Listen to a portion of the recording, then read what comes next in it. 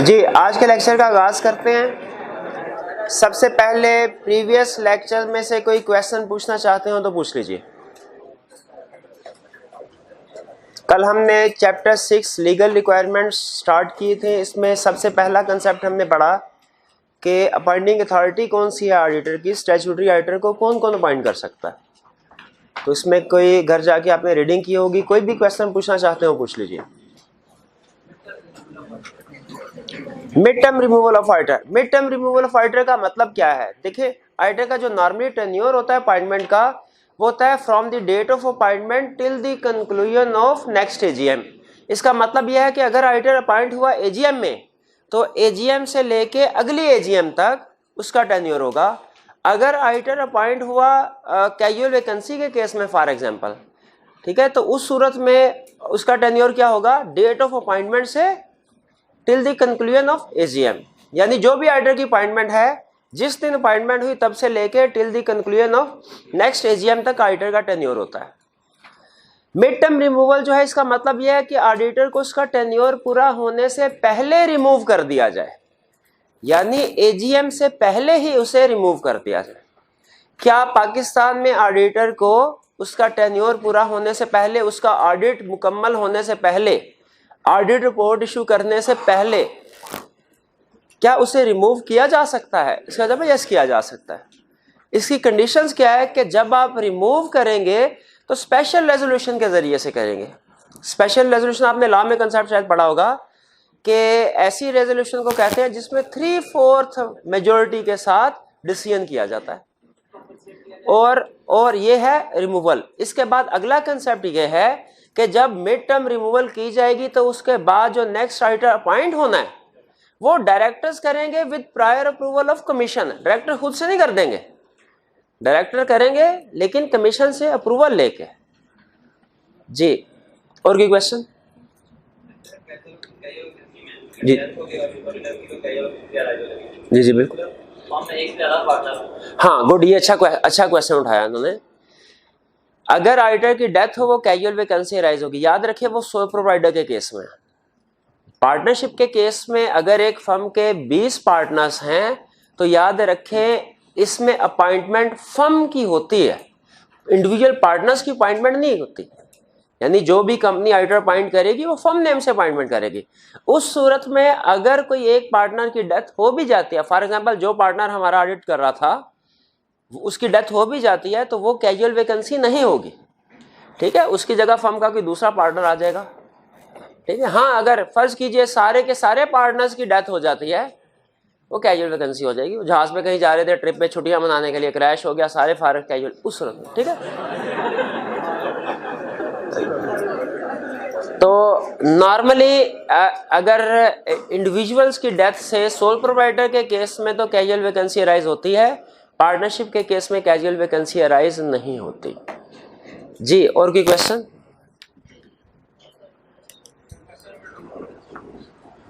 Question number 2,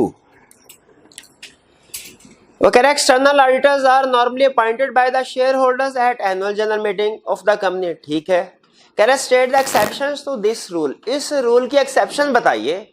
यानी कह रहा है कि नॉर्मली तो शेयर होल्डर्स अपॉइंट करते हैं, बताइए वो कौन सी सिचुएशन है जिसमें अपॉइंटमेंट शेयर होल्डर्स नहीं कोई और लोग करेंगे। तो वो है दो केसेस, एक अपॉइंटमेंट बाय डायरेक्टर्स और दूसरा अपॉइंटमेंट बाय कमीशन। हम अपॉइंटमेंट बाय डायरेक्टर्स लिख के उसके कितने मार्क्स हैं? 3 मार्क्स हैं, 2-3 केस लिख देंगे, और अपॉइंटमेंट बाय कमीशन की हेडिंग दे के 2-3 केस लिख देंगे, ठीक है। अपॉइंटमेंट बाय कमीशन का कोई केस बता दीजिए, नहीं उन्हें बताने दीजिए जिससे पूछा जी। If first auditor is not appointed by directors within 90 days of incorporation, ठीक है। हाँ, if members fail to appoint subsequent auditor at AGM, और कैजुअल वैकेंसी में भी है कोई, हाँ 30 डेज में अगर डायरेक्टर फेल नहीं करता है। शाबाश, और कोई क्वेश्चन? कोई क्वेश्चन नहीं? आज के लेक्चर की तरफ चलें। सब समझ आ गया हमें? चलिए,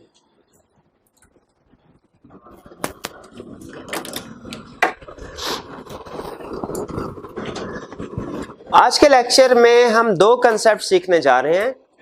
पहला कंसेप्ट हम सीखेंगे procedure for appointment and removal of statutory auditor.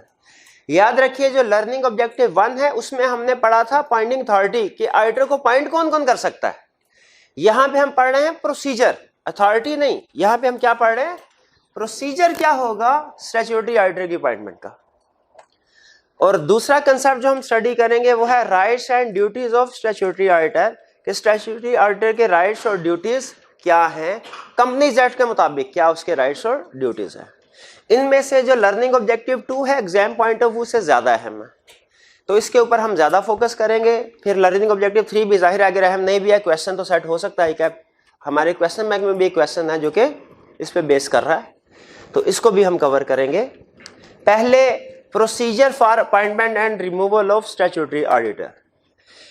पहली चीज ये ध्यान में रखिएगा, ऑडिटर की अपॉइंटमेंट के बहुत से केसेस हैं, लेकिन जो प्रैक्टिकली सबसे ज्यादा कॉमन केस है वो है ऑडिटर्स की अपॉइंटमेंट एट एजीएम, यानी सब्सिक्वेंट ऑडिटर की appointment at AGM. More than 90% cases में जो ऑडिटर की स्टैट्यूटरी ऑडिटर की अपॉइंटमेंट होती है वो एजीएम में होती है। तो हम जो प्रोसीजर ये डिस्कस करने जा रहे हैं वो एजीएम में जो ऑडिटर की अपॉइंटमेंट होगी यानी सब्सिक्वेंट ऑडिटर की, उसका प्रोसीजर स्टडी करने जा रहे हैं। कैजुअल वैकेंसी फिल कैसे होगी उसका प्रोसीजर हमारे सिलेबस में नहीं है।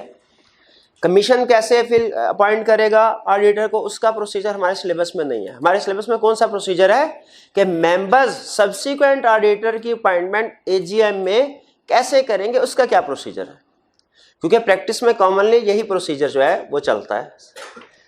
फिर दूसरी चीज नोट करने वाली ये है, वो कह रहा है प्रोसीजर है फॉर अपॉइंटमेंट एंड रिमूवल, दोनों के लिए सेम प्रोसीजर है। यानी एग्जाम में अगर क्वेश्चन पूछे कि बताइए procedure for appointment of statutory auditor या पूछे procedure for removal of statutory auditor, तो याद रखें दोनों सूरतों में प्रोसीजर सेम होगा, इसलिए कि जिस प्रोसीजर से नया ऑडिटर आता है एग्जैक्टली उसी प्रोसीजर से पुराना ऑडिटर जाता है। तो प्रोसीजर फॉर अपॉइंटमेंट या प्रोसीजर फॉर रिमूवल ये एक ही चीज है। तो स्टार्ट करें कंसेप्ट। सबसे पहले वो कहता है कि जब एजीएम होने लगेगी उससे पहले डायरेक्टर्स डिसाइड करेंगे हमने किसको नॉमिनेट करना है, रिकमेंड करना है एज ऑडिटर।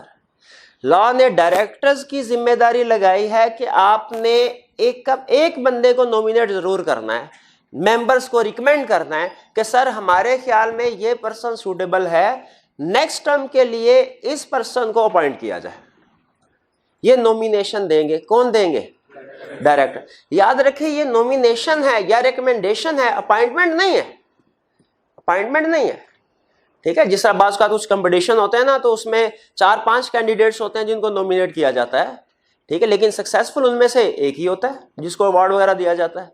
एग्जैक्टली उसी तरह यहाँ पे डायरेक्टर्स नॉमिनेशन कर रहे हैं, रिकमेंडेशन कर रहे हैं, अपॉइंटमेंट नहीं कर रहे, क्योंकि हमें पता है अपॉइंटमेंट तो मेंबर्स ने करने हैं, तो वो अपना एक मशवरा दे रहे हैं, फैसला मेंबर्स ने करना है। लेकिन जरूरी है कि डायरेक्टर्स जो रिकमेंडेशन दे रहे हैं ये उस किसी भी बंदे को नॉमिनेट करने से पहले उस बंदे से जरूर पूछ लें कि भैया आप इस कंपनी के ऑडिटर अपॉइंट होना चाह रहे हैं कि नहीं होना चाह रहे हैं। कंसेंट जरूर ऑब्टेन करनी चाहिए उस पर्सन के जिसको नॉमिनेट किया जा रहा है। अगर वो कंसेंट दे दे फिर उसको नॉमिनेट करेंगे, अगर वो कहे नहीं भैया मैंने अपॉइंट नहीं होना तो फिर नॉमिनेट नहीं करेंगे। अब ये जब किसी से कंसेंट ली जाती है उस वक्त वो auditor acceptance and continuous procedure perform करता है, जो हमने चैप्टर 5 में पढ़े थे।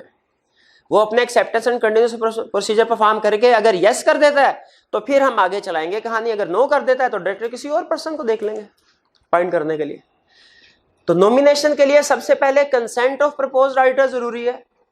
कंसेंट के बाद फिर नोटिस भेजना है मेंबर्स को और रिटायरिंग ऑडिटर को। नोटिस किसको भेजना है, मेंबर्स को भी और रिटायरिंग ऑडिटर्स को भी। कब नोटिस भेजना है, एजीएम के नोटिस के साथ, ताकि सबको पता चल जाए कि सर ये हमारी नॉमिनेशन है हमारी तरफ से। डायरेक्टर्स ने रिकमेंडेशन लाजमी देनी है। रिकमेंडेशन के लिए कंडीशंस क्या है, पहली कंडीशंस क्या है, कंसेंट ऑब्टेन की जाए प्रपोज्ड ऑडिटर से। दूसरी कंडीशन क्या है, नोटिस भेजा जाए एजीएम के नोटिस के साथ। और आपको पता है एजीएम का नोटिस 21 दिन पहले भेजा जाता है। किस किस को भेजा जाए, मेंबर्स को भी, ठीक है, क्योंकि रिटायरिंग ऑडिटर का भी राइट है कि वो एजीएम अटेंड करे। उसको पता चल जाएगा रिटायरिंग ऑडिटर को कि जी मुझे चेंज करने के लिए अब नॉमिनेट किया गया किसी और को। हाँ, इसमें ये चीज भी ध्यान में रखिए, अगर डायरेक्टर्स मुनासिब समझते हैं कि एग्जिस्टिंग ऑडिटर को ही रीअपॉइंट होना चाहिए, वो एग्जिस्टिंग ऑडिटर ही की नॉमिनेशन दोबारा दे देंगे, ये भी पॉसिबल है। लेकिन कंडीशन फिर भी वही है, भाई एग्जिस्टिंग ऑडिटर से भी तो पूछना चाहिए कि भैया आप तैयार है कि नहीं अगले साल के लिए। हो सकता है साल के दौरान में कुछ उसके मसले मसाइल हो मैनेजमेंट के साथ, कोई डिसएग्रीमेंट की वजह से, स्कोप लिमिटेशन की वजह से, जिसकी वजह से वो विलिंग फॉर रीअपॉइंटमेंट ना हो। इसीलिए आप डायरेक्टर एग्जिस्टिंग ऑडिटर को भी नॉमिनेट कर सकते हैं नेक्स्ट टर्म के लिए, किसी नए ऑडिटर को भी नॉमिनेट कर सकते हैं। दोनों सूरतों में उन्हें कंसेंट ऑब्टेन करनी चाहिए प्रपोज्ड ऑडिटर की, जिसको नेक्स्ट टर्म के लिए प्रपोज कर रहे हैं, और फिर उसका नोटिस सेंड करना चाहिए। पहला स्टेप क्लियर हो गया, नॉमिनेशन बाय डायरेक्टर्स। चलिए, डायरेक्टर्स ने तो नॉमिनेशन सेंड कर दी, अब बताइए क्या मेंबर्स की तरफ से भी कोई नॉमिनेशन आनी चाहिए कि नहीं आनी चाहिए? बिल्कुल, बल्कि मेंबर्स का तो ये राइट है कि अगर वो चाहते हैं कि ऑडिटर अपॉइंट करना चाहिए हमें कोई डिफरेंट ऑडिटर, तो उनके पास तो जरूर ये राइट होना चाहिए, लाने दिया भी है। वो कहता है मेंबर्स भी रिकमेंडेशन या नॉमिनेशन दे सकते हैं किसी भी पर्सन की। फॉर एग्जांपल डायरेक्टर्स ने कहा एबीसी की नॉमिनेशन, मेंबर्स कह सकते हैं सर डीईएफ, कुछ मेंबर कह सकते हैं डीईएफ को नॉमिनेट किया जाए, कुछ डायरेक्टर कह सकते हैं जीएचआई को किया जाए, कुछ मेंबर्स कह सकते हैं जीएचआई को किया जाए। मेंबर्स की तरफ से जो नॉमिनेशन होगी, याद रखिए उसमें रिक्वायरमेंट ये है कि जो मेंबर नॉमिनेशन कर रहा है किसी भी पर्सन को, उसके पास 10% शेयर्स होने चाहिए कंपनी के, कम से कम। ये नहीं कि आप किसी कंपनी का एक शेयर खरीद लें और ऑडिटर नॉमिनेट करते जाए, ऐसे नहीं होगा। अगर मेंबर्स किसी भी पर्सन को ऑडिटर नॉमिनेट करना चाहते हैं, कितने % शेयर्स होने चाहिए कंपनी, इंडिविजुअली या इन एग्रीगेट? यानी अगर मेरे अकेले के पास 11% शेयर्स है, मैं अकेला नॉमिनेट कर सकता हूं किसी भी फर्म को। अगर मेरे पास 7% है, दूसरे शेयर होल्डर के पास 6% है, हम दोनों मिलकर नॉमिनेशन कर सकते हैं। लेकिन कितने % शेयर होना चाहिए कम से कम? 10%। जिसके पास में इंडिविजुअली एग्रीगेट 10% है, वो किसी भी फर्म को नॉमिनेट कर सकता है। फिर अगेन अब देखिए, जिस तरह डायरेक्टर्स ने जब नॉमिनेट किया था, तो जिस पर्सन को नॉमिनेट किया था क्या उसकी कंसेंट ऑब्टेन की थी? क्या मेंबर्स को भी नॉमिनेशन से पहले कंसेंट ऑब्टेन करनी चाहिए? बिल्कुल करनी चाहिए। क्या डायरेक्टर ने जब कंसेंट ले ली थी, इसके बाद कम्युनिकेट किया था, इन्फॉर्म किया था बाकी लोगों को? बिल्कुल। तो अगर शेयर होल्डर्स ने भी नॉमिनेट किया है किसी को एज ऑडिटर, तो शेयर होल्डर्स, एक पहली कंडीशन क्या, उनके पास 10% शेयर्स होने चाहिए। दूसरी कंडीशन क्या है, उनकी कंसेंट ऑब्टेन करनी है। तीसरी कंडीशन क्या है कि वो शेयर होल्डर्स कंपनी को इन्फॉर्म करेंगे एजीएम से 7 दिन पहले, कम से कम 7 दिन पहले आपने कंपनी को इन्फॉर्म करना है कि हमारी तरफ से ये ऑडिटर प्रपोज है। इससे ज्यादा टाइम नहीं लगाना, ये ना 2 दिन पहले पहुंच जाए आप। कम से कम 7 दिन पहले हमने नॉमिनेशन सेंड करनी है मेंबर्स ने, किसको? कंपनी को। और कंपनी फिर क्या करेगी? कंपनी उस नॉमिनेशन को एक तो रिटायरिंग ऑडिटर को सेंड करेगी, और फिर दूसरा अपनी वेबसाइट पे भी पोस्ट करेगी, अपनी वेबसाइट पे भी पोस्ट करेगी कंपनी। प्रोसीजर समझ आ रहा है? फिर सुन लें, जब कभी ऑडिटर की अपॉइंटमेंट होने लगेगी, पहला रूल क्या है, पहला स्टेप क्या है, डायरेक्टर्स की तरफ से नॉमिनेशन होगी। इसकी 2 कंडीशंस हैं। पहली कंडीशन कंसेंट ले ली जाए उस प्रपोज्ड ऑडिटर की, और दूसरी कंडीशन एजीएम के नोटिस के साथ इतला दे दी जाए कि किसको ऑडिटर प्रपोज किया गया है। ये इतला मेंबर्स को भी जाएगी, ये इतला रिटायरिंग ऑडिटर को भी जाएगी। दूसरा स्टेप क्या है, मेंबर्स भी नॉमिनेशन कर सकते हैं ऑडिटर की। इसकी कंडीशन क्या है? पहली कंडीशन, मेंबर्स के पास 10% शेयर होल्डिंग होनी चाहिए। दूसरी कंडीशन, प्रपोज्ड ऑडिटर की कंसेंट ऑब्टेन कर ली गई हो। तीसरी कंडीशन, कंपनी को बताया गया हो एजीएम से कम 7 दिन पहले। 7 दिन पहले हमने उसको, और चौथी कंडीशन, जब हमने मेंबर्स ने 7 दिन पहले कंपनी को बता दिया तो अब कंपनी की जिम्मेदारी होती है कि बाकी लोगों को इतला पहुंचाए कि सर ये दूसरी नॉमिनेशन भी आ गई है, ताकि लोग जब एजीएम में आए तो अपना माइंड बना के आए कि हमने किसको वोट देना है ऑडिटर की अपॉइंटमेंट के लिए।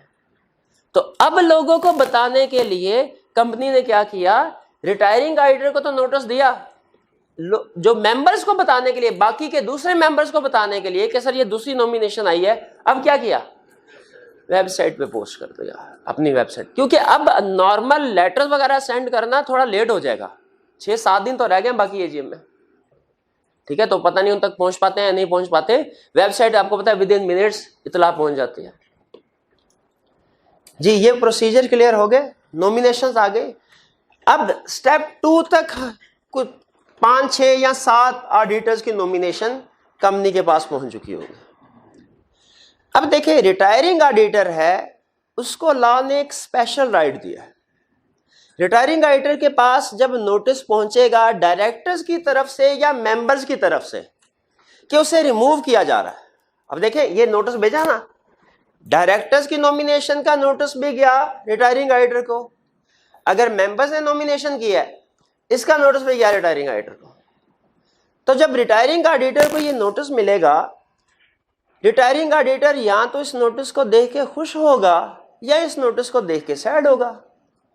खुश कब होगा, वो कहेगा शुक्र है जान छूटी, ये अजीबो गरीब सी मैनेजमेंट थी, कोई इन्फॉर्मेशन टाइम पे नहीं देते थे, जो इन्फॉर्मेशन मिल जाती थी वो अगर IFRS के अगेंस्ट होती थी उस पर झगड़ा भी बहुत करते थे, आसानी से बात मानते नहीं थे, तो अच्छा हुआ इनसे जान छूटी।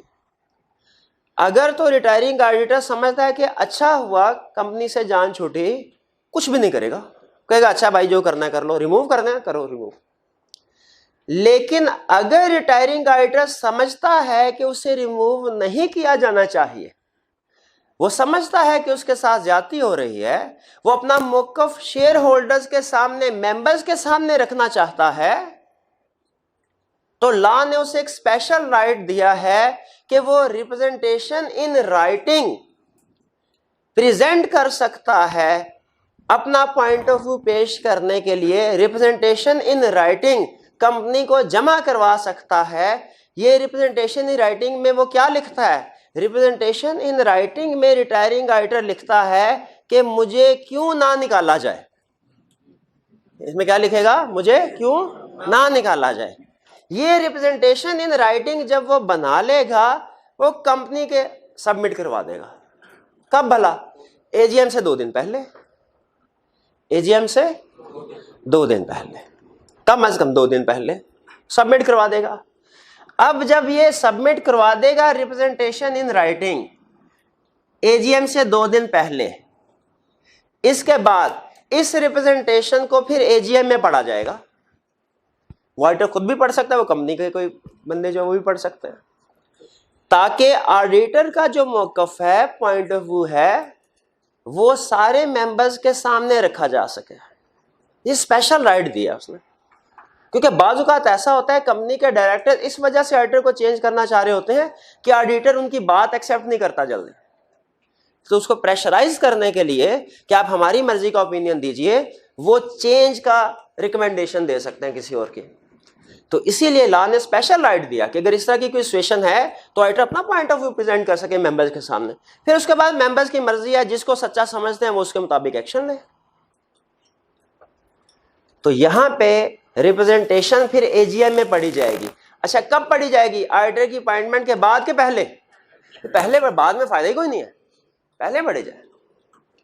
और अगर रिटायरिंग ऑडिटर ने रिप्रेजेंटेशन इन राइटिंग सबमिट करवाई है तो उसके लिए लाजमी हो जाता है कि वो जनरल मीटिंग को अटेंड करेगा। नॉर्मली जनरल मीटिंग को अटेंड करना ऑडिटर का राइट होता है, ड्यूटी नहीं होती। नॉर्मली जनरल मीटिंग को अटेंड करना ऑडिटर का राइट है, ड्यूटी। भाई राइट और ड्यूटी में क्या फर्क है? राइट वो उस काम को कहते हैं जो आपकी मर्जी है, चाहे करें चाहे ना करें। ड्यूटी उस काम को कहते हैं जो लाजमी है, आपने करना ही करना है। ठीक है, तो राइट है ये नॉर्मली मीटिंग, जनरल मीटिंग को अटेंड करना ऑडिटर का राइट है। लेकिन अगर उसने रिप्रेजेंटेशन इन राइटिंग सबमिट करवाई है तो फिर ड्यूटी बन जाती है कि भाई वो मीटिंग में मौजूद हो, ताकि मेंबर्स उससे तफसील पूछना चाहते हैं, भाई सही बताओ कहानी हुई क्या थी, चली कहाँ, शुरू बात कहाँ से हुई थी, कोई डिटेल पूछना चाहे तो उस वक्त मौके पे मौजूद हो, वो उससे पूछ सके। तो यहां तक है हमारे 3 स्टेप्स, ये क्लियर हो गए। अच्छा, यहां पे मैंने एक वर्ड यूज किया है रिप्रेजेंटेशन इन राइटिंग। इसको आपने मिक्स नहीं करना, कंफ्यूज नहीं करना रिप्रेजेंटेशन लेटर के साथ। रिप्रेजेंटेशन लेटर और चीज है, रिप्रेजेंटेशन इन राइटिंग और चीज है। रिप्रेजेंटेशन लेटर तो हमें मैनेजमेंट डायरेक्टर्स प्रोवाइड करते हैं ना at the end of the audit, जबकि representation in writing auditor provide कर रहा है मेंबर्स को अपॉइंटमेंट से पहले, ताकि फैक्ट्स सारे के सारे मेंबर्स के सामने मौजूद हो। जी, तो स्टेप्स यहां तक क्लियर हुए आपको। इसके आगे स्टेप्स आसान है, इसीलिए मैं चाह रहा हूं यहां पे रुक के एक दफा क्विक रिवीजन कर लें, फिर आगे चलें। देखिए, procedure for appointment of auditor, procedure for removal of statutory auditor एक ही चीज है। स्टेप बाय स्टेप काम करना है हमने, ये प्रोसीजरल लर्निंग ऑब्जेक्टिव है। प्रोसीजरल लर्निंग ऑब्जेक्टिव आसान होते हैं निस्बतन समझना, अगर आप तरतीब से चीजों को लेके चलें तो। सबसे पहले क्या होगा, डायरेक्टर्स ने नॉमिनेट करना है किसी भी पर्सन को एज ऑडिटर। वो एग्जिस्टिंग ऑडिटर को भी नॉमिनेट कर सकते हैं और किसी नए ऑडिटर को भी नॉमिनेट कर सकते हैं। 2 कंडीशंस हैं डायरेक्टर की नॉमिनेशन की।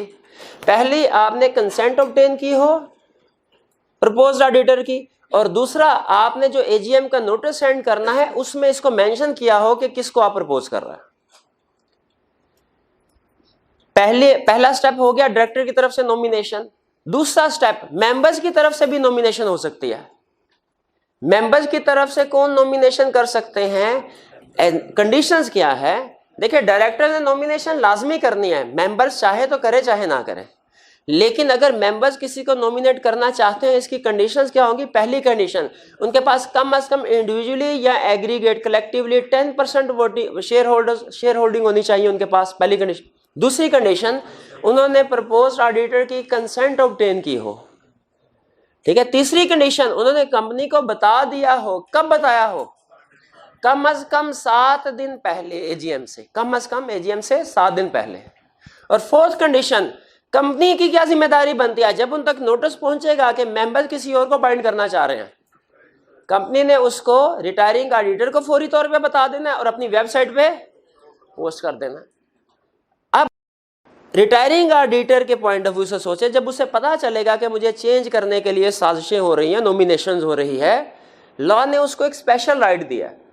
अगर वो विलिंग फॉर रीअपॉइंटमेंट है तो उसके पास स्पेशल राइट क्या है, वो रिप्रेजेंटेशन इन राइटिंग सबमिट करवा सकता है कंपनी को एजीएम से 2 दिन पहले, जिसमें वो ये बताता है कि भाई मुझे रीजन बताता है कि जी मुझे ना निकाला जाए, ये कुछ रीजन है, जो भी फैक्ट्स वो मुनासिब समझता है। अब अगर वो रिप्रेजेंटेशन इन राइटिंग सबमिट करता है तो उसके लिए मीटिंग को, जनरल मीटिंग को अटेंड करना लाजमी हो जाएगा। यहां तक क्लियर है, आगे चलें। ये काम तो सारे हो गए। अब आ गया जनरल मीटिंग का दिन। इसमें क्या होगा, मेंबर्स वोटिंग करेंगे। वोटिंग के जरिए से जिस पर्सन के पास, जिस नॉमिनेशन जिसकी हुई होगी, उस पर्सन के पास सबसे ज्यादा वोट है, उसे ऑडिटर अपॉइंट कर लिया जाएगा। और जब ऑडिटर पर, यह तो होगा at AGM, members resolution pass करेंगे मेजोरिटी की बेस पे, एक पर्सन को ऑडिटर अपॉइंट कर लेंगे। और फिर अपॉइंटमेंट के बाद विद इन 14 डेज रजिस्ट्रार को बताएंगे। क्या बताएंगे, कि नया ऑडिटर आ नहीं रहा, आ चुका है। ठीक है, किसको बताएंगे, कौन बताएगा, कब बताएंगे, within 14 days of appointment, यानी within 14 days of AGM. जी, ये प्रोसीजर क्लियर हो गया आपको यहां तक। ये सारे के सारे प्रोसीजर कहां लिखे हुए थे, लॉ में, कंपनीज एक्ट में, कंपनीज एक्ट में। ठीक है, आपको मैंने बताया हमारे ऑडिटर्स पे, ऑडिटिंग प्रोफेशन पे लीगल रिक्वायरमेंट्स भी अप्लाई होती हैं, एथिकल रिक्वायरमेंट्स भी अप्लाई होती हैं। लीगल रिक्वायरमेंट्स हमें किसने दी हैं, एससीसीपी ने कंपनीज एक्ट में लिखी हुई हैं। एथिकल रिक्वायरमेंट्स हमें किसने दी है, आईकैप ने कोड ऑफ एथिक्स में लिखी हुई हैं। हमने दोनों पढ़नी, दोनों समझनी है। हमारी बुक का जो चैप्टर 6 है वो लीगल रिक्वायरमेंट से रिलेट करता है, और जो चैप्टर 7 है वो एथिकल रिक्वायरमेंट से रिलेट करता है। अब ये जो appointment and change of auditor से रिलेटेड बातें हैं ये कंपनीज एक्ट में लिखी हुई है प्रोसीजर सारा। ये सारा प्रोसीजर जो हमने पढ़ा ये कहाँ लिखा हुआ है? कंपनीज एक्ट में। लेकिन इस प्रोसीजर से रिलेटेड 2-3 बातें कोड ऑफ एथिक्स में भी लिखी हुई हैं। अब नोट कीजिएगा, जरा बात गौर कीजिएगा इसके। ये सारा प्रोसीजर जो चेंज ऑफ ऑडिटर का है कहाँ लिखा हुआ है? कंपनीज एक्ट में 1 से लेकर 5 तक। लेकिन इस प्रोसीजर से रिलेटेड 2-3 चीजें कोड ऑफ एथिक्स में भी लिखी हुई हैं। असूली तौर पे हमारे पास यहां पे 2 ऑप्शंस थी। पहली ऑप्शन ये कि असूली तौर पे हमारा चैप्टर 6 लीगल रिक्वायरमेंट से रिलेट करता है, चैप्टर 7 एथिकल रिक्वायरमेंट से रिलेट करता है। चैप्टर 6 किससे रिलेट करता है? लीगल रिक्वायरमेंट से। चैप्टर 7 किससे रिलेट करता है? Ethical requirement. तो हम इस प्रोसीजर से रिलेटेड जो लीगल रिक्वायरमेंट्स है वो चैप्टर 6 में होती हैं और जो एथिकल रिक्वायरमेंट्स है वो चैप्टर 7 में होती है असूली तौर पे। एक ऑप्शन ये। दूसरी ऑप्शन ये थी, हम सोचते कि कंसेप्ट तो एक ही है, उससे रिलेटेड जो लीगल प्रोविजंस हैं वो हमने पढ़ ली, तो चूंकि कंसेप्ट एक ही है तो इसके साथ जो एथिकल रिक्वायरमेंट्स है वो भी इसके साथ मिला के अभी पढ़ लेते हैं। 2 ऑप्शन थी हमारे पास, या अलग-अलग पढ़ते या इकट्ठा कर लेते क्योंकि कंसेप्ट एक है। हमने कहा जी हम ये फैसला नहीं करते, ये फैसला हम आईकैप के क्वेश्चंस को सामने रख के करते हैं।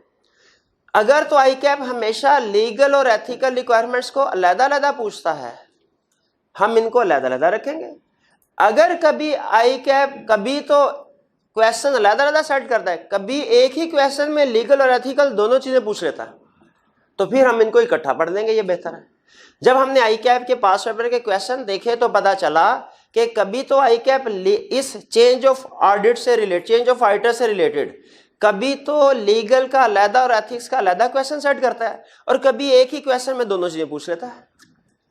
तो हमने कहा जरा कंसेप्ट को स्ट्रॉन्ग बनाने के लिए बेहतर है कि इन दोनों को इकट्ठा पढ़ लिया जाए। तो इस सारी डिस्कशन का कंक्लूजन क्या निकला कि हमने लीगल रिक्वायरमेंट्स तो पढ़ लिया चेंज ऑफ ऑडिटर से रिलेटेड, लेकिन इससे रिलेटेड कुछ एथिकल रिक्वायरमेंट्स भी है वो भी हम यहीं पढ़ रहे हैं। हालांकि असूली तौर पे हमारा चैप्टर 7 है एथिकल रिक्वायरमेंट्स के लिए, लेकिन हम उसको इधर पढ़ें क्योंकि आईकैप कभी मिला के भी क्वेश्चन पूछ लेता है। तो अब हम क्या कंसेप्ट स्टडी करने जा रहे हैं? अगर कभी चेंज ऑफ ऑडिटर का केस हो तो उसमें रिस्पॉन्सिबिलिटीज क्या है, एथिकल रिस्पॉन्सिबिलिटीज क्या है, किसकी? इनकमिंग ऑडिटर की और आउटगोइंग ऑडिटर की, दोनों की एथिकल रिस्पॉन्सिबिलिटीज क्या है। तो ये एथिकल रिस्पॉन्सिबिलिटीज देखिएगा, वो कहता है इनकमिंग ऑडिटर की रिस्पॉन्सिबिलिटी क्या है। पहली रिस्पॉन्सिबिलिटी इनकमिंग ऑडिटर की प्रोफेशनल क्लियरेंस लेटर सेंड करना है। क्या रिस्पॉन्सिबिलिटी है? ये तो हमें पता है ना कि हम इनकमिंग ऑडिटर ने हमेशा प्रोफेशनल क्लियरेंस लेटर सेंड करना है। अच्छा, आउटगोइंग ऑडिटर की क्या रिस्पॉन्सिबिलिटी होगी? भाई उसका रिप्लाई करे, सिंपल। अब सुने, अगर आउटगोइंग ऑडिटर ने रिप्रेजेंटेशन इन राइटिंग कंपनी को सबमिट करवाई है तो फिर आउटगोइंग ऑडिटर की रिस्पॉन्सिबिलिटी है कि वो ये रिप्रेजेंटेशन आईकैप को भी सबमिट करवाए। अगर उसने कंपनी को सबमिट करवाई है रिप्रेजेंटेशन इन राइटिंग तो उसकी जिम्मेदारी क्या है? आईकैप को भी सबमिट करवाए। किसकी? आउटगोइंग ऑडिटर की। इनकमिंग ऑडिटर की क्या रिस्पॉन्सिबिलिटी है कि अगर आउटगोइंग ऑडिटर ने कोई रिप्रेजेंटेशन इन राइटिंग सबमिट करवाई हुई है उसको पढ़े, क्योंकि उसमें कुछ ऐसी इंफॉर्मेशन हो सकती है जो उसके ऑडिट में या एक्सेप्टेंस के डिसीजन में काम आए। भी रिस्पॉन्सिबिलिटी समझ आ रही है? इनकमिंग और आउटगोइंग की इंटरलिंक्ड है। इनकमिंग की रिस्पॉन्सिबिलिटी क्या है? कंफर्मेशन लेटर सेंड करना। इससे रिलेटेड आउटगोइंग की क्या रिस्पॉन्सिबिलिटी है? रिप्लाई करना। आउटगोइंग ऑडिटर की रिस्पॉन्सिबिलिटी है कि अगर उसने रिप्रेजेंटेशन इन राइटिंग सबमिट किया है कंपनी को तो वो आईकैप को भी जमा करवाए। ठीक है, कंपनी को रिप्रेजेंटेशन राइटिंग सबमिट करवाना उसका राइट है, लेकिन अगर कंपनी को जमा करवाई तो फिर आईकैप को भी जमा करवानी है रिप्रेजेंटेशन, ये उसकी रिस्पॉन्सिबिलिटी है। तो इनकमिंग ऑडिटर की इससे रिलेटेड क्या रिस्पॉन्सिबिलिटी होगी कि उसको रीड कर ले। ये 2 पॉइंट समझ आ गए। तीसरा पॉइंट रिलेट करता है मिड टर्म रिमूवल से। अगर ऑडिटर को, एग्जिस्टिंग ऑडिटर को उसका टेन्योर पूरा होने से पहले रिमूव कर दिया गया, एग्जिस्टिंग ऑडिटर को उसका टेन्योर पूरा होने से पहले रिमूव कर दिया गया है, तो एग्जिस्टिंग ऑडिटर की रिस्पॉन्सिबिलिटी है, जो रिटायर मतलब जिसको रिमूव कर दिया गया, कि वो आईकैप को इतला दे, स्टेटमेंट ऑफ फैक्ट आईकैप को जमा करवाए कि सर मुझे ड्यूरिंग ऑडिट, क्योंकि ये अब नॉर्मल सिचुएशन है, रिमूव कर दिया गया। और इनकमिंग ऑडिटर की जो उसकी जगह पे अपॉइंट किया जा रहा है, उसकी जिम्मेदारी है कि वो आईकैप को कम्युनिकेट करे, सर मुझे ऑफर मिली अपॉइंटमेंट की, और जब तक आईकैप की तरफ से क्लियरेंस ना मिले, एक्सेप्ट ना करे इस अपॉइंटमेंट को। आईकैप नॉर्मली 15 दिन में क्लियरेंस दे देता है। अब जहन में रखिए, नॉर्मल जब ऑडिटर रिप्लेस हो रहा होता है ना, आईकैप उसमें नहीं आता, एजीएम में जब चेंज हो रहा होगा ऑडिटर। लेकिन अगर मिड टर्म रिमूवल हो रही है तो आईकैप उसमें आ रहा है। किस लिए? इसलिए कि मिड टर्म रिमूवल में एक तो आईकैप का कंसर्न ये होता है कि मिड टर्म रिमूवल अब नॉर्मल सिचुएशन है, कहीं ऐसा ना हो कि जो सीए फर्म्स हैं उनका आपस में कोई अनड्यू कंपटीशन अराइज हो जाए, एक दूसरे के साथ उनके जो ताल्लुकात हैं वो खराब हो। क्योंकि मैंने आपको बताया था कि हम जो चार्टर्ड अकाउंटेंट्स होते हैं, सीए फर्म्स होते हैं, एक दूसरे के कंपेटिटर नहीं होते, पेडी भाई होते हैं। तो इस रिलेशनशिप को बचाने के लिए आईकैप दरमियान में आता है कि किसी ऑडिटर के साथ जाती ना हो रही हो। दूसरी रीजन ये होती है आईकैप के मिड टर्म रिमूवल के केस में आने की, कि नॉर्मली मिड टर्म रिमूवल क्यों की जाएगी, क्योंकि एग्जिस्टिंग ऑडिटर का और मैनेजमेंट वगैरह का आपस में कोई बहुत डिसएग्रीमेंट होगा बड़ा। तो आईकैप ये देखना चाहता है कि कहीं मैनेजमेंट वाले अपनी बात को मनवाने के लिए तो ऑडिटर को चेंज नहीं कर रहे, ठीक है, या शेयर होल्डर के साथ मिलकर। जाहिर है मैनेजमेंट खुद तो चेंज नहीं कर सकती, लेकिन शेयर होल्डर को कोई बातें सुना के, कोई गलत बातें करके उनके साथ उनका ओपिनियन चेंज कर सकते हैं। तो इसीलिए मिड टर्म रिमूवल के केस में आईकैप दरमियान में आया। जी कुछ बात समझ आई? हमने पढ़ा लीगल प्रोसीजर, हमने पढ़ा एथिकल रिस्पॉन्सिबिलिटी कब, जब ऑडिटर चेंज होंगे। एथिकल रिस्पॉन्सिबिलिटी में हमने इनकमिंग ऑडिटर की रिस्पॉन्सिबिलिटी ज़्यादा पढ़ी, आउटगोइंग ऑडिटर की रिस्पॉन्सिबिलिटी ज़्यादा पढ़ी, दोनों की 3-3 रिस्पॉन्सिबिलिटी। इनकमिंग ऑडिटर की रिस्पॉन्सिबिलिटी क्या है?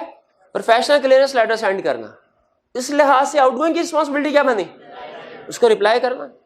आउटगोइंग ऑडिटर की रिस्पॉन्सिबिलिटी है कि अगर उसने रिप्रेजेंटेशन इन राइटिंग सबमिट कराई है कंपनी को, तो वो आईकैप को भी सेंड करेगा।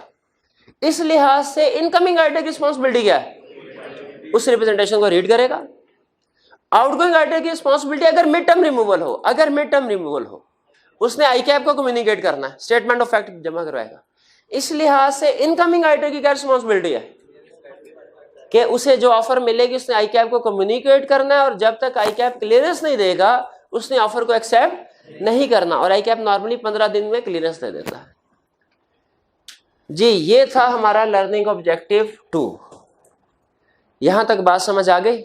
जी चलिए, अब आपको 5 मिनट का टाइम दिया जा रहा है, इसकी रीडिंग कीजिए, इसके बाद आपको एग्जाम टिप बताऊंगा इसकी क्या, रीडिंग कर लीजिए इसकी।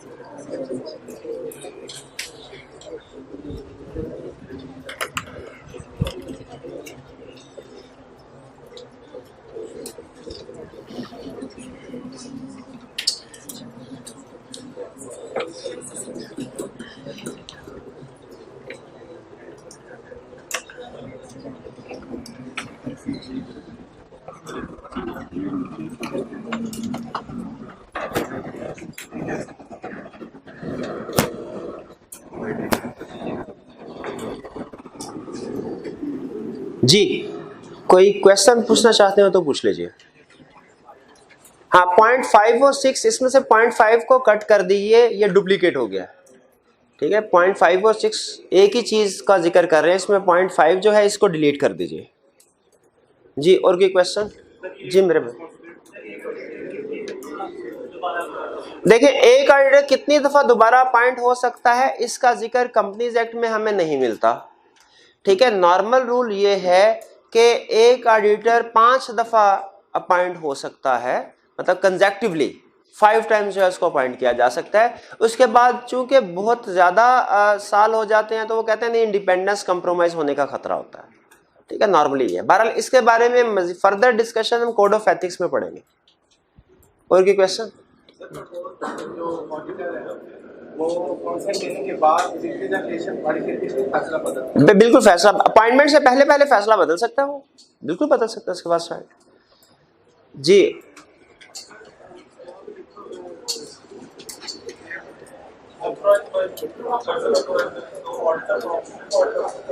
क्या ऑडिटर अपनी बजाय किसी और को भी भेज सकता है वहां पे? इसका जवाब है यस।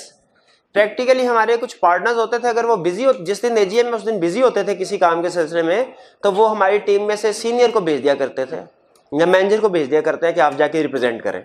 तो इसलिए उसने इजाजत दी कि पार्टनर्स का अटेंड करना जरूरी नहीं। आपको मैं बताया था कंपनीज एक्ट अप्लाई होता है सिर्फ पार्टनर्स पे, ये बात मैंने बताई ना आपको। इसलिए जहां कहीं लफ्ज यूज होता है ना ऑडिटर, इससे मुराद होती है पार्टनर्स, इससे मुराद बाकी की टीम नहीं होती।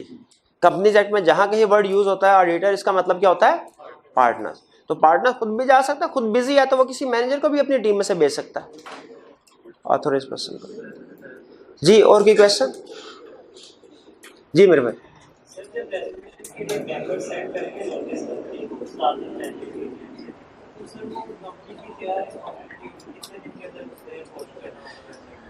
देखिए, वो इमीडिएटली करना होता है। कंपनी को जब नोटिस मिला ना, कंपनी को जब देखिए यहां पे इस पॉइंट पे आके मेंबर्स ने अपना काम कर दिया, जो कुछ करना था उन्होंने कंपनी को बता दिया 7 दिन पहले कि सर हम इसको नॉमिनेट कर रहे हैं। अब इसके बाद कंपनी क्या करेगी? वो इमीडिएटली ला कहता है इमीडिएटली दोनों काम करें, रिटायरिंग ऑडिटर को भी नोटिस सेंड कर दें और वेबसाइट पे भी पोस्ट कर दें इमीडिएटली। ठीक है, उन्होंने डेज मेंशन नहीं किए, 1 दिन 2 दिन 4 दिन, उन्होंने कहा भाई उसी वक्त करते हैं, एज सून एज पॉसिबल, जिसे हम कहना चाहिए। जी, और कोई क्वेश्चन? और कोई क्वेश्चन नहीं? चलिए अब स्टडी टिप, एग्जाम टिप की तरफ आते हैं। देखें, एग्जाम टिप में एक चीज मैं आपको बता दूं कि इस कंसेप्ट को वो एग्जाम में कैसे टेस्ट कर सकता है। आपके ख्याल में क्या वो आपको 10 नंबर के साथ क्वेश्चन पूछेगा, बताओ कि procedure for appointment and removal of audit क्या है, ऑडिटर क्या है, ये पूछेगा? नहीं, 9 नंबर के साथ पूछेगा क्या? वो बिल्कुल भी नहीं पूछेगा। आज से कोई 15, 20, 25 साल पहले वो शायद कुछ इस तरह का क्वेश्चन सेट कर दिया करता था, अब वो कभी भी सेट नहीं करेगा इस तरह का क्वेश्चन, बल्कि वो 2-3 मार्क्स के साथ कोई एक स्टेप के ऊपर फोकस करेगा और आपसे वो पूछ लेगा। वो हो सकता है स्टेप 1 में पूछ ले, स्टेप 2 में, ये स्टेप उसके फेवरेट है, वो हो सकता है स्टेप 3 में से पूछ ले या 4। तो ध्यान में रखिएगा, वो इस कंसेप्ट को एग्जाम में जब टेस्ट करेगा एज सिंगल क्वेश्चन टेस्ट नहीं करेगा कंप्लीट कंसेप्ट को, बल्कि जो उसे लगेगा इसमें से सबसे मुश्किल चीज है या जो स्टूडेंट ने छोड़ी होगी उसको वो 2 या 3 नंबर के साथ टेस्ट कर लेगा। पहली चीज ये। दूसरी चीज, एग्जाम में जब इस कंसेप्ट में से क्वेश्चन सेट करे, आपने 3 चीजों को ध्यान में रखना है। 3 चीजों का पहले फैसला करके फिर क्वेश्चन का आंसर लिखना शुरू करना है, वरना आपका सारे का सारा क्वेश्चन गलत हो सकता है। पहली चीज आपने ये देखनी है कि वो जो क्वेश्चन पूछ रहा है लीगल रिक्वायरमेंट्स में से पूछ रहा है या एथिकल रिक्वायरमेंट्स में से पूछ रहा है। पहली चीज क्या देखनी है, लीगल रिक्वायरमेंट्स में से क्वेश्चन पूछ रहा है या एथिकल रिक्वायरमेंट्स में, कौन सा प्रोसीजर पूछ रहा है। दूसरी चीज आपने देखनी है कि क्या वो इनकमिंग ऑडिटर के पॉइंट ऑफ व्यू से पूछ रहा है या आउटगोइंग के पॉइंट ऑफ व्यू से पूछ रहा है। इनकमिंग के पॉइंट ऑफ व्यू से या क्योंकि दोनों के प्रोसीजर डिफरेंट है। तीसरी चीज ये ध्यान में रखनी है, क्या ये नॉर्मल चेंज ऑफ ऑडिटर यानी एजीएम में ऑडिटर चेंज हो रहा है वो केस है या कि मिड टर्म रिमूवल का केस है।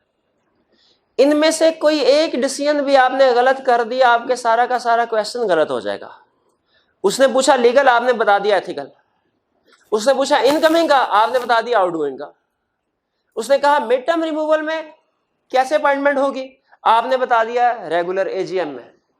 तो याद रखें क्वेश्चन गलत, पूरे का पूरा क्वेश्चन गलत हो जाएगा। इसीलिए इन चीजों को ध्यान में रखना है, उसके बाद फिर आपने अपना सोल्यूशन बनाना शुरू करना है।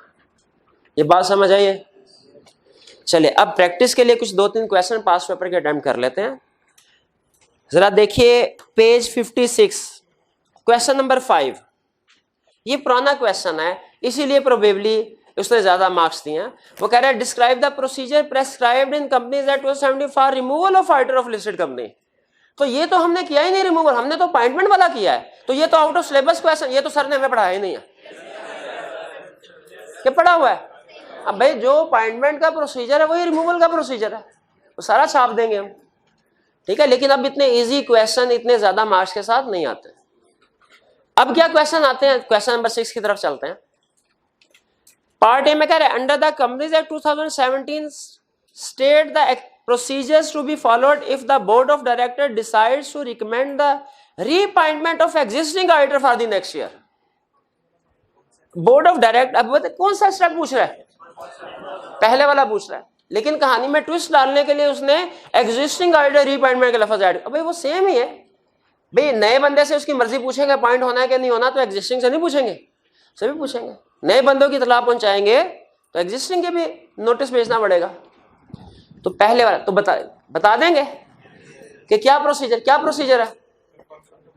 कंसेंट ऑब्टेन करनी है प्रपोज राइटर की, और क्या करना है, नोटिस भेजना है। किसको भेजना है, मेंबर्स को ना, बस रिटायरिंग ऑडिटर को भी सेंड करना एजीएम के नोटिस के साथ। चलिए ये हो गया ये। इसके बाद 6 का part B, board of directors of alpha limited intends to reappoint the existing auditor for the next year. वो एग्जिस्टिंग ऑडिटर को ही नेक्स्ट ईयर के लिए अपॉइंट करना चाहते हैं। However Javed a shareholder of the company wants to appoint a different auditor. Javed कहता नहीं मैं किसी और ऑडिटर को अपॉइंट करना चाहता हूं। Required briefly explain the procedure that Javed should follow, also state the responsibilities of the board in this regard. अच्छा ये एक क्वेश्चन है, ये 2 in 1 क्वेश्चन है, ये 2 in 1 3 in 1 पता ना आपका क्वेश्चन 2 in 1। इसमें इसका मतलब है हमने 2 हेडिंग्स बनानी है, procedure that Javed should follow की हेडिंग अलग होगी और रिस्पॉन्सिबिलिटीज ऑफ बोर्ड की हेडिंग अलग होगी। क्या मिक्स कर दें? मिक्स नहीं करना चाहिए, अलग अलग करना चाहिए। अब बताइए स्टेप 1 है, 2 है, 3 है, 4 है, 5 है, स्टेप 2 है। अच्छा स्टेप 2 में जावेद को क्या कुछ करना है, जावेद को क्या कुछ करना है, जावेद को इंश्योर करना है कि मेरे पास 10% शेयर होल्डिंग हो। जावेद को consent of proposed auditor obtain करनी है। जावेद को नोटिस सेंड करना है कंपनी को कम अज कम 7 दिन पहले एजीएम से। और ये काम जावेद ने नहीं करना, ये कंपनी की रिस्पॉन्सिबिलिटी है कि क्या करे, इस नोटिस को रिटायरिंग ऑडिटर को भी भेजे और वेबसाइट पे भी पोस्ट कर दे। कब? इमीडिएटली। भाई क्लियर हुई यह बात? ये भी पास पेपर का क्वेश्चन था, ये लेटेस्ट स्प्रिंग 2019 का। अब आते हैं पास पेपर का वो क्वेश्चन जो आईकैप के क्वेश्चन बैंक में भी है, और ये बहुत अच्छा क्वेश्चन है। आईकैप के कुछ क्वेश्चन तो होते हैं फारग होते हैं, खासतौर पे जो एसीसी से उठाए होते हैं, लेकिन कुछ क्वेश्चन बहुत अच्छे हैं। तो ये जो क्वेश्चन नंबर 7 है मुझे पर्सनली बहुत पसंद है ये क्वेश्चन। तो इसको अभी डिस्कस कर लेते हैं। कहता है योर फर्म इज, ये आई कैप का क्वेश्चन नंबर 144 है। कहता है your firm is the auditor of ABD limited after the acquisition of majority share holding in Hg Motors private limited.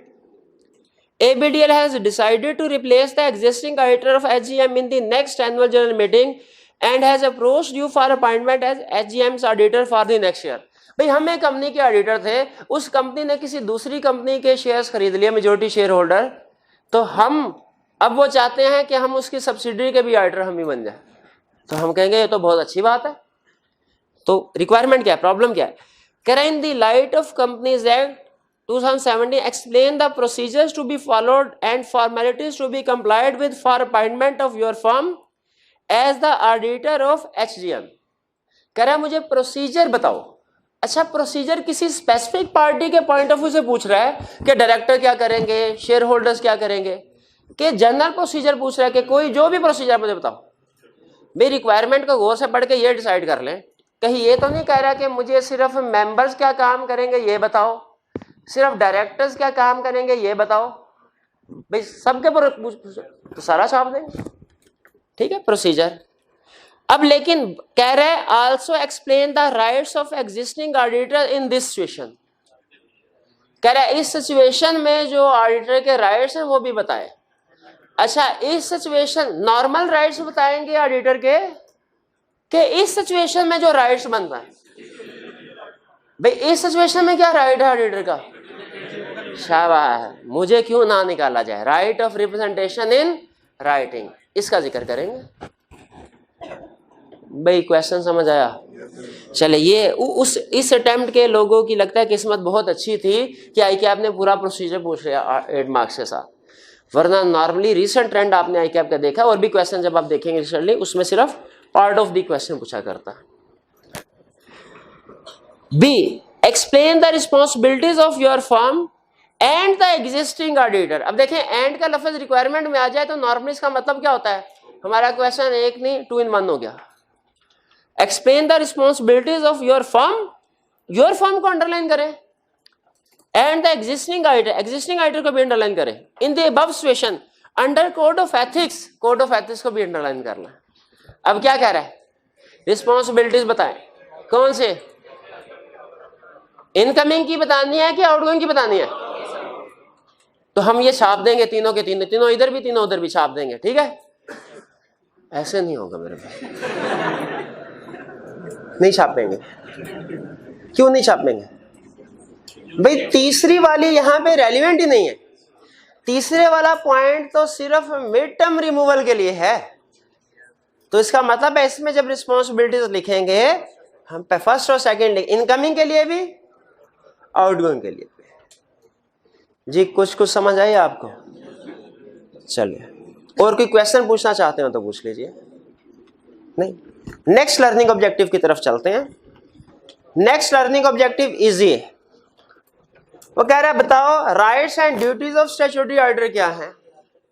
Statutory auditor के राइट्स क्या हैं और ड्यूटीज क्या है। हमने कहा स्टैट्यूटरी ऑडिटर के 2 तरह के राइट्स हैं। कितनी तरह के राइट्स हैं? एक जो ड्यूरिंग ऑडिट उसने इंफॉर्मेशन ऑब्टेन करनी होती है मैनेजमेंट से, उससे रिलेटेड, और दूसरा eight the end of the audit जो जनरल मीटिंग होती है उससे रिलेटेड। स्टैट्यूटरी ऑडिटर के कितनी तरह के राइट्स हैं जो कंपनी एक्ट ने लिखे हुए हैं? पहला राइट क्या है? ड्यूरिंग ऑडिट जो मैनेजमेंट से इंफॉर्मेशन लेने से रिलेट करता है, और दूसरा राइट जनरल मीटिंग से रिलेट कर at an end of the audit जो जनरल मीटिंग से रिलेट करता है। मीटिंग तो ऑडिट के एंड में ही होगी ना, दरमियान में थोड़ी होगी। अब इंफॉर्मेशन ऑब्टेन करनी है, इससे रिलेटेड क्या राइट है? वो कहता है access to books of accounts, कि ऑडिटर का ये राइट है उसे बुक्स ऑफ अकाउंट्स प्रोवाइड की जाए। कौन सी बुक्स ऑफ अकाउंट्स? जो रजिस्टर्ड ऑफिस में है या जो ब्रांच में है? वह दोनों की। हमने कहा इसका तो रट्टा लग गया कि इंफॉर्मेशन प्रोवाइड करनी है मैनेजमेंट ने ऑडिटर को बुक्स ऑफ अकाउंट्स की, लेकिन ये बुक्स ऑफ अकाउंट्स क्या होते हैं ये नहीं हमें पता। किसी लेक्चर में सर ने बताया था बुक्स ऑफ अकाउंट्स क्या होते हैं, या नहीं बताया था, किसी और क्लास में बताया होगा, कह दे किसी और क्लास। जी मेरे भाई, बुक्स ऑफ अकाउंट्स क्या होते हैं? साथ ही नीचे सर कर ले, क्यों शर्मिंदा हो जाते हैं भैया आप? ये ब्लू ड्रेस में है मेरे भाई। बुक्स ऑफ अकाउंट्स क्या होती हैं? अल्लाह जाने क्या होती हैं सर, मैंने जिंदगी में नहीं देखी कभी। क्या करते हैं यार, सिंपल कंसेप्ट। जी मेरे भाई, ये आप सेकंड लास्ट भाई, journal ledger trial, in short journal ledger trial को कहते हैं बुक्स ऑफ अकाउंट्स, और जो उसके आगे इनकम स्टेटमेंट, बैलेंस शीट वगैरह होती है, 5 चीजें financial statements. Books of accounts और फाइनेंशियल स्टेटमेंट में फर्क समझ आ गया? तो यहाँ पे ऑडिटर को किस चीज की एक्सेस दी जाएगी? क्योंकि जाहिर है फाइनेंशियल स्टेटमेंट को तो वेरीफाई करना है, वेरीफाई करने के दौरान में बुक्स ऑफ अकाउंट्स को तो देखना पड़ेगा उसको, बुक्स ऑफ अकाउंट्स की एक्सेस दी जाएगी। और अगर वो उसने बुक्स ऑफ अकाउंट्स को देखे और किसी ट्रांजैक्शन के बारे में इंक्वायरी करना चाहे, इंफॉर्मेशन लेना चाहे, क्या उसका राइट है कि उसे इंफॉर्मेशन दी जाए? और बिल्कुल राइट है। ऑडिटर पता है किस किस से इंफॉर्मेशन ऑब्टेन कर सकता है? कंपनी के किसी भी एम्प्लॉय से, कंपनी के किसी भी, चाहे वो ऑफिसर है चाहे डायरेक्टर है, वो चाहे सीएफओ क्यों ना हो, चीफ एग्जीक्यूटिव क्यों ना हो। हमने जब पूछना होता है, नॉर्मली तो हमें कोई मुंह नहीं लगाता, लेकिन जब हम टीम का हिस्सा बनते हैं, एंगेजमेंट टीम का हिस्सा बनते हैं, तो सीधे जब दिल करता है सीएफओ के रूम में चला जाए, सर ये क्या है, सर वो क्या है, ठीक है, वो भी हमें बता रहा होता है। तो ये राइट हमें किसने दिया? किसने दिया? कंपनीज एक्ट ने दिया कि आप कंपनी के किसी भी एम्प्लॉय से, चाहे वो डायरेक्टर क्यों ना हो, चाहे कोई भी ऑफिसर क्यों ना हो, आप कोई भी इंफॉर्मेशन पूछेंगे वो बताएगा आपको, for the purpose of audit. हाँ ये लिखा, मैंने कहा जरूरी होता है।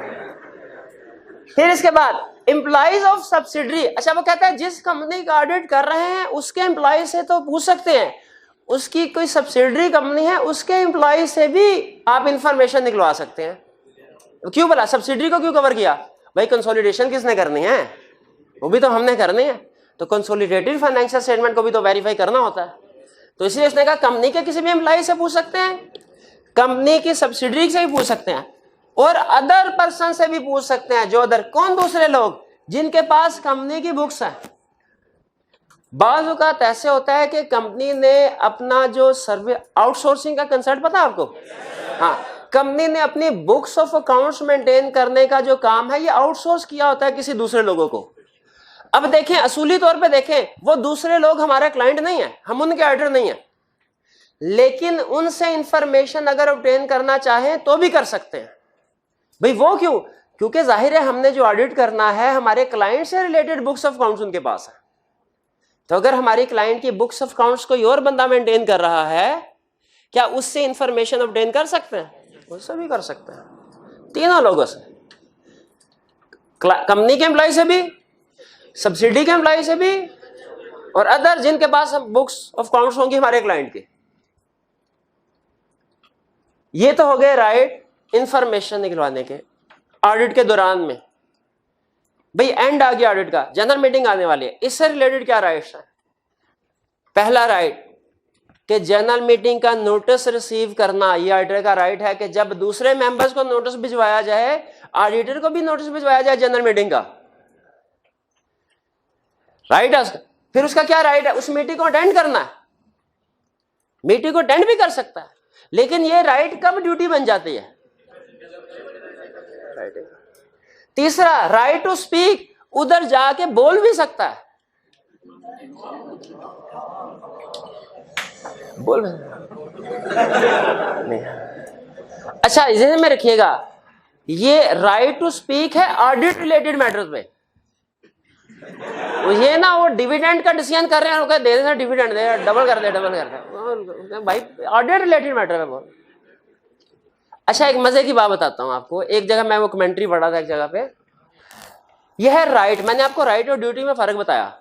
राइट का मतलब चाहे करें काम चाहे ना करें, ड्यूटी का मतलब जरूर करना है। तो उसने कहा था अगर ऑडिटर जनरल मीटिंग में बैठा है जीएम में, और कोई मेंबर्स ऑडिटर से सवाल जवाब करते हैं ऑडिट के बारे में, ऑडिटर चुप रहता है, कोई जवाब नहीं देता, वो उससे पूछ रहे हैं भाई ये क्या हुआ, वो ऑडिटर चुप, क्या लॉ की वायलेशन हुई? नहीं, उसके लिए जवाब देना लाजमी नहीं है, वो सिर्फ चुप रहेगा, क्योंकि राइट टू स्पीक है, ड्यूटी टू स्पीक नहीं है। वो चुप करके रिपोर्ट की तरफ इशारा करता रहेगा। कोई भी सवाल उससे पूछा रिपोर्ट, भाई जो मैंने कहना था कह दिया।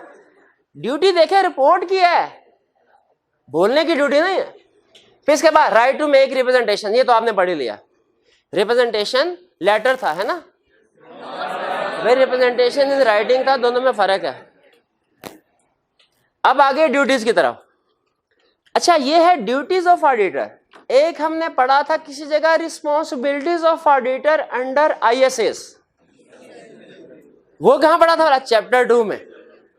तो देखें अल्फाज को चेंज करने से कैसे हमारा आंसर चेंज होता है। अगर कहे ISS के मुताबिक ऑडिटर की रिस्पॉन्सिबिलिटीज क्या हैं, हम कहां पहुंच जाएंगे? चैप्टर 2 में, to obtain assurance whether financial free from due to error of fraud and to report, जो भी आगे। अगर वो पूछे कि ऑडिटर की ड्यूटी बताओ कंपनीज एक्ट के मुताबिक, फिर हमने उधर से निकल के इधर आ जाना है। हमने कहना है ऑडिटर की ड्यूटी कंपनीज एक्ट वाला ये कहता है मेन ड्यूटी एक ही है, क्या रिपोर्ट देनी है भाई, और क्या करना है। लेकिन उस रिपोर्ट के अंदर क्या क्या चीजें लिखनी है, ये असल ड्यूटीज है।